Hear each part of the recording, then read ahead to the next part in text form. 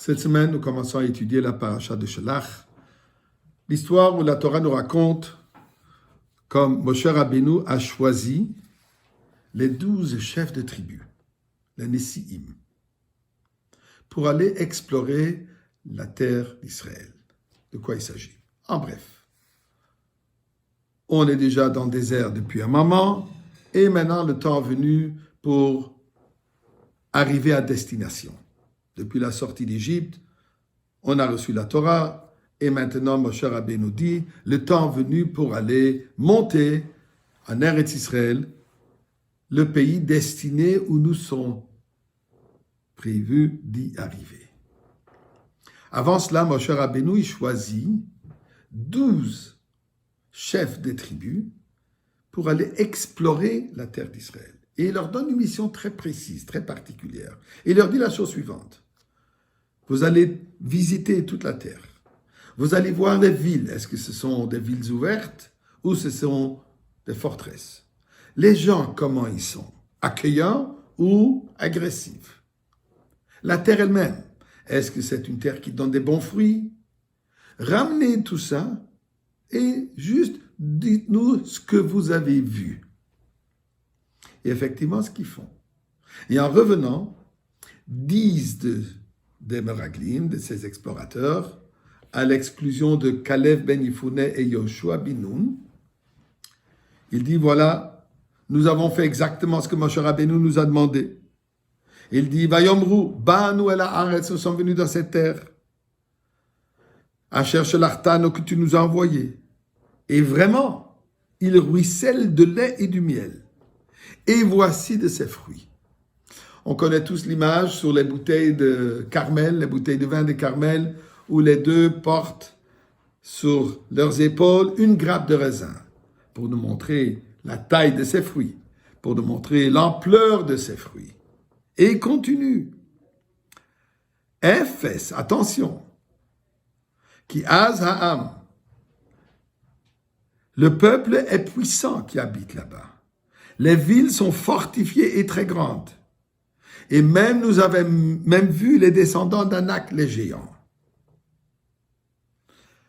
Maintenant, ils ont ajouté un petit mot, Ephes, mais. Dès qu'ils ont dit le mais, Caleb a réalisé qu'ils sont en train de tourner, pas seulement de donner exactement ce qui est arrivé, mais de commencer à donner des opinions, choses qui n'ont pas été demandées. Et Caleb immédiatement intervient, il dit attention, on est capable de monter, malgré ce que vous venez d'entendre, que les villes sont des forteresses, mais il n'y a pas de mais, on est capable d'avancer. Et là, ils reprennent la charge en disant, on ne pourra pas.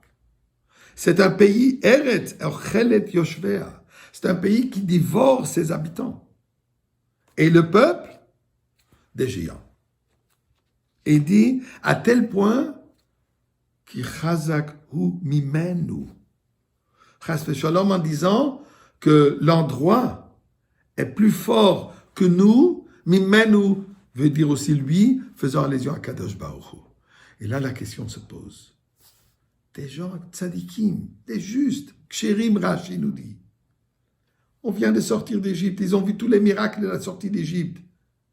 Ceci était moins miraculeux de pouvoir prendre Eretz Israël. Est-ce que Dieu ne pourra pas trouver un moyen comment rentrer en Eretz Israël malgré les géants qui sont là? Impossible, inconcevable qu'ils ont perdu la foi à ce niveau-là. Mais comme le rabbi nous explique, comme c'est expliqué dans la Chassidoute, ils ont dit la chose suivante. Maintenant, nous sommes dans le désert. Comment nous vivons dans le désert?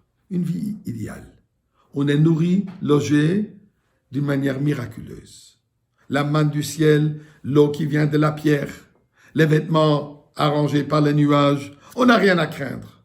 Toute la journée, nous sommes assis en train d'étudier la Torah avec le meilleur maître qu'on pourra avoir, Moshe Rabbeinu lui-même. Pourquoi lâcher tout ça? Où est-ce que nous allons aller? En Eretz Israël, qu'est-ce qui va se passer là-bas? Vous voyez ces fruits? Ce sont des fruits qui demandent un travail immense. Eretz Ochelet Yoshvea. C'est la terre qui va dévorer les habitants. On va être préoccupé avec des choses terrestres au lieu de pouvoir s'occuper de l'étude de la Torah. Ça, c'était une erreur. Pourquoi? Puisque le but est de rentrer en Eretz Israël, de transformer la terre, de transformer le mondain en divin. C'est de cette manière qu'on bâtit le Beth Amikdash. Ce n'est pas par juste les cadeaux divins que nous recevons, c'est par notre effort que nous devons faire. Et ça, il ne voulait pas. Il ne voulait pas ce changement. Il ne voulait pas ce défi. Et c'était ça l'erreur. Et pour cela, oui, effectivement, 40 ans, ils sont rentrés de rester dans le désert, et la prochaine génération. Quel rapport avec ce que nous avons aujourd'hui?